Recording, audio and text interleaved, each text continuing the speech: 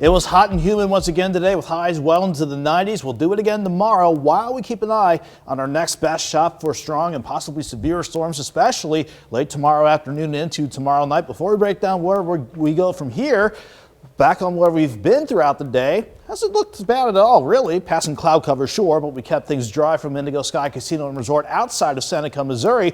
Other areas in our northern counties, especially this morning, was grazed by that complex of storms that came out of Nebraska. All it did for us, just scattered storms this morning, and then the afternoon, maybe a couple stragglers around the Kansas-Oklahoma border. Overall, we kept things quiet for this evening. I don't have anything on the radar network in our immediate area to start the late night out, but this is going to get quite a workout with days of rain chances lining up as soon as we get the weekend started. It looks nice, it looks quiet at least from 7th and Range Line, but this is not exactly a Chamber of Commerce kind of night. It is warm, it is muggy, it is breezy. Yeah, not ideal for any outdoor plans, really. 84 in Joplin, and south wind gusting to 28. It's keeping that dew point up too at 72. That's why it feels like 90 degrees outside at 10 o'clock on this Thursday night. Everybody's in the lower to middle 80s, and when you factor in the dew points, it still feels like we're in the lower 90s across much of the area. And this is our big problem. We're not going to get much of a cool down overnight because the south wind that we had all day at 10 to 20, gusts near 30, that's going to hold steady. So I think the coolest we go, if you want to call it that, upper 70s for a warm and muggy night ahead of us. Fortunately, we'll keep things quiet for the start of the overnight since I don't think any of these thunderstorms will be heading toward us. They're going to mainly stay out in north central parts of Missouri along the I-70 corridor.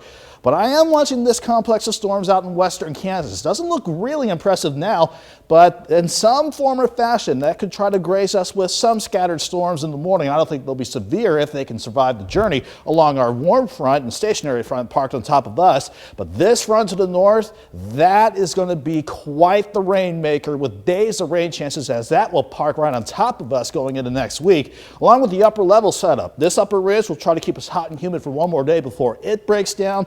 And all these upper lows will do their part to make sure we have days of rain chances lined up for us. In the short term, again, the storms near Kansas City, northern Missouri, trying to make a run to St. Louis before we hit sunrise. I think we're quiet for much of the overnight before any storms out west can try to graze us. Again, nothing severe if they can, but upper 70s for a warm start for your Friday morning. I think we get a break in our thunderstorm chances around lunchtime before we see anything try to build as we go into late Friday afternoon. But hot and humid again, 78 in the morning, 89 by noon, highs are 94.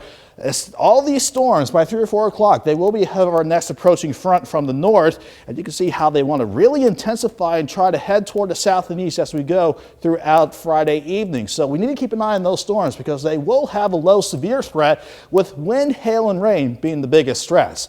I'm thinking the best timing for any severe weather tomorrow through in the afternoon until about 11 o'clock. Then it's just plenty of rain chances as we roll into 7-day forecast. At least we're going to back up on the severe threat on Saturday, but I'm thinking periods of widespread rain Saturday, Sunday, all the way through Tuesday of next week. Fortunately, it will help us out with temperatures down. 94 tomorrow with that alert day, then lower to middle 80s throughout the rest of the stretch. And I know that forecast doesn't necessarily mean we will get rain on every one of those days, but considerable chances every day for about a week, it looks like. That's how it's looking.